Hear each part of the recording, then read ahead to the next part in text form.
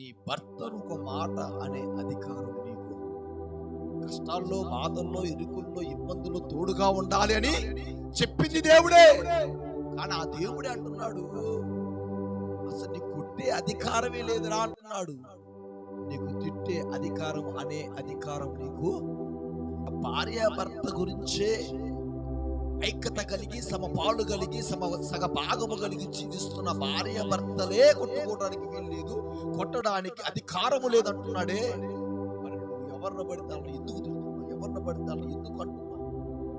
నువ్వు ఎవరిని పడతాను తిట్టడానికి, అది నీ పొరుగు వారు కావచ్చు, ఇరుగు వారు కావచ్చు, నీ బంధువులు కావచ్చు, నీ రక్త సంబంధులు కావచ్చు, ఎవరైనా సరే నీ నోటప్పుడు ఒక మాట రావడానికి వీలు, నీ నోటప్పుడు బూతులు రావడానికి వీలు, నీ నోటప్పుడు అసహించే మాటలు, అపహసించే మాటలు రావడానికి వీలు, నీ నోటప్పుడు నిందించే మాటలు రావడానికి వీలు లేదు.